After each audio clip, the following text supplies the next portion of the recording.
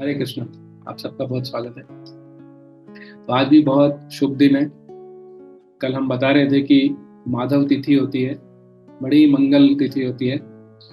एकादशी या जिस भी दिन भगवान अवतरित होते हैं उसको माधव तिथि बोलते हैं। तो आज भी माधव तिथि है क्योंकि आज के दिन भगवान वराहदेव अवतरित हुए थे। तो श्रीमद् भागवतम के तीसरे स्कंद के 13वें अध्याय में भगवान वराहदेव की कथा आती है।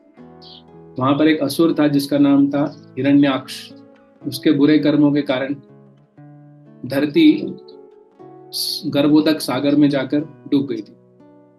तो पाताल के नीचे गर्भोदक सागर है, वहां पर जाकर धरती डूब गई थी। तब भगवान वराहदेव ने ब्रह्मा जी के नाक से अपना स्वरूप प्रकट किया। पहले तो वो एक छोटे से वराह के रूप में, वराह का मतलब होता है सुअर, बोर। तो भगवान सुअर के रूप में भी आते हैं, तब भी वो पूजनीय है। ऐसा नहीं कि वो तामसिक सुअर थे। तो वो नाक से निकले ब्रह्मा जी के और छोटे से सुअर के रूप में थे, लेकिन धीरे धीरे उनका आकार बढ़ता गया और बढ़ते बढ़ते वो हाथी के जैसे हो गए। फिर उसके बाद वो बढ़ते बढ़ते पूरी धरती के आकार के हो गए, फिर धरती से भी बड़े हो गए। इतने बड़े हो गए ब्रह्मा जी की आंखों के सामने। फिर ब्रह्मा जी को समझ में आया कि ये साधारण सुअर नहीं है। फिर ब्रह्मा जी ने वहां पर बहुत सारी प्रार्थनाएं अर्पित करी। उसके बाद भगवान वराहदेव गर्भोदक सागर में गए, नीचे पाताल के भी नीचे, और धरती को पुनर्स्थापित किया। तो धरती भगवान की एक भार्या है, एक पत्नी भी है, भूदेवी। अगर आप दक्षिण भारत में मंदिरों में जाएंगे तो आप देखेंगे भगवान बालाजी के दाईं हाथ की ओर है श्रीदेवी यानी लक्ष्मी जी, और बाईं हाथ की ओर है भूदेवी यानी के धरती। तो भगवान की भार्या है, वो भगवान की पत्नी है। भगवान ने धरती को, भूदेवी को फिर से स्थापित किया, उठा कर लाए गर्भोदक सागर से। और भगवान वराह तथा भूदेवी के संपर्क से उनकी एक संतान भी हुई जिसका नाम था भौमा। तो उसका भी वर्णन भागवतम में आता है बाद में। तो इसका हमारे हरिनाम जाप से क्या संबंध है? भगवान और भगवान का नाम अभिन्न है। अभिन्नत्वम नाम नामीन, नाम और नामी अभिन्न है। जैसे हम बोले पानी पानी पानी पानी पानी, इस पानी पानी बोलने से हमारी प्यास नहीं बुझेगी, क्योंकि पानी शब्द और पानी जो पदार्थ है वो दोनों अलग है, भिन्न है वो।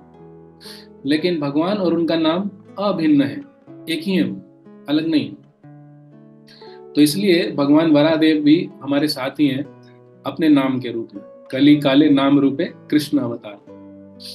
तो जब हम भगवान का नाम लेते हैं, हरे कृष्णा कृष्णा कृष्णा हरे हरे, हरे राम राम राम हरे हरे, भगवान हमारे साथ है, भगवान वराहदेव हमारे साथ ही हैं।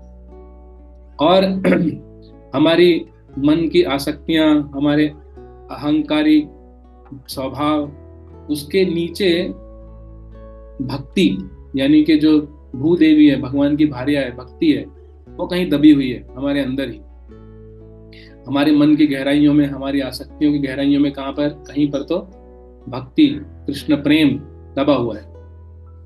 तो हमें आज के दिन भगवान वराहदेव से प्रार्थना करनी चाहिए कि वो अपने नाम के रूप में उस सागर में जाएं जो हमारी मन की इतनी सारी आसक्तियां हैं, इतने सारे तरह के विचार हैं जिनके नीचे कृष्ण प्रेम, कृष्ण भक्ति दबी हुई है।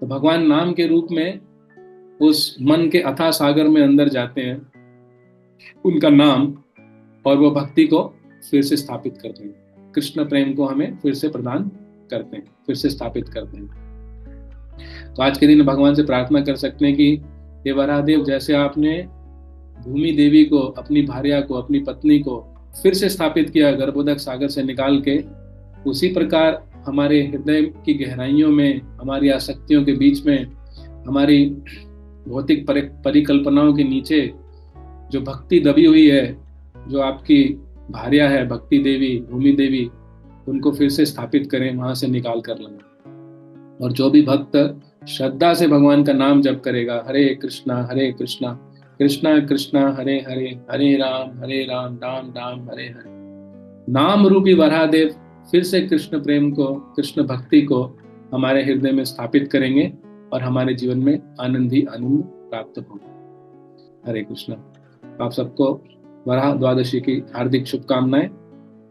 मैं प्रार्थना करता हूँ कि भगवान वराहदेव आपके जीवन में भी कल्याण करें और नाम के रूप में हमारे भीतर जो कृष्ण प्रेम, जो परम आनंद दबा हुआ है, उसको फिर से स्थापित करें।